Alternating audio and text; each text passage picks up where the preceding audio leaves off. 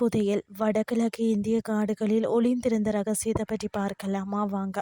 பாம்புகள் என்றாலே உயிரை கொல்லும் விஷமுள்ளவை என்ற அச்சம் எல்லாருக்குமே இருக்கிறது.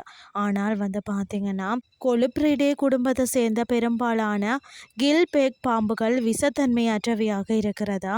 அதாவது பார்த்தீங்கன்னா பல்லுயிர் பெருக்கத்திற்கு காரணமான இந்திய எல்லை பகுதியில் விஞ்ஞானிகள் 2 புதிய கில்பேக் இன பாம்புகளை கண்டறிந்துள்ளனர். அந்த பாம்புகள் குறித்தும் அவற்றின் பயன்கள் குறித்தும் தான் நாம் இன்றைக்கு பார்க்க போகிறோம். இந்தியாவின் ஊர்வன விலங்கு பட்டியலில் கீழ்பேக் என்ற 2 அரிய வகை பாம்பு இனங்கள் பார்த்தீங்கன்னு சொன்னால் டேராடூனில் உள்ள இந்திய வனவிலங்கு நிறுவனம் ஆராய்ச்சியாளர்கள் கண்டுபிடித்துள்ளனரா. அதாவது மிசோரம் மாநிலத்தின் நெங்புய் வனவிலங்கு சரணாலயத்தில் ராகெயின் கீழ்பேக் அதாவது அந்த வகை பாம்பு கண்டறியப்பட்டது. அருணாச்சல பிரதேசத்தின் நாம்தாப்பா தேசிய பூங்கா மற்றும் கம்லாங் புலிகள் காப்பகத்தில் கச்சின் கில்ஸ் கீழ்பேக் வகை பாம்பும் கண்டறியப்பட்டதா. மியன்மார் நாட்டில் மட்டுமே இருந்த இந்த 2 வகை பாம்பு இனங்கள் இந்தியாவில் கண்டறியப்பட்டுள்ளது. இந்தியாவின் வடகிழக்கு பகுதிக்கும் தென்கிழக்கு ஆசியாவிற்கும் உள்ள சுற்றுச்சூழல் தொடர்பை உறுதிப்படுத்துவதாக உள்ளது.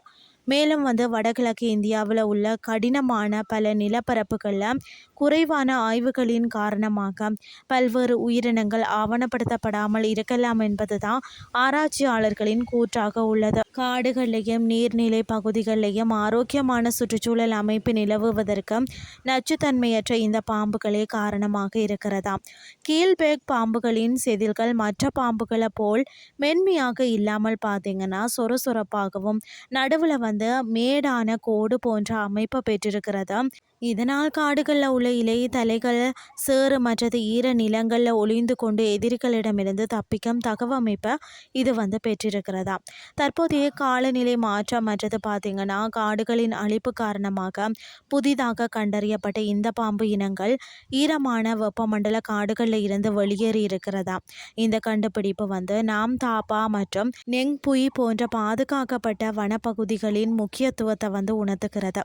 இந்தியாவின் சிறந்த பல்லுயிர் களஞ்சியங்களில் ஒன்றான நாம்தாப்பா தேசிய பூங்காவில் இத்தகைய ஆய்வுகள் புதிய உயிரினங்களை கண்டறிந்து அழிவில் இருந்து பார்த்தீங்கன்னா அவற்றை பாதுகாப்பதற்கான திட்டங்களை அரசு வகுக்க உதவி புரியும் என விஞ்ஞானிகள் கூறுகிறார்கள்.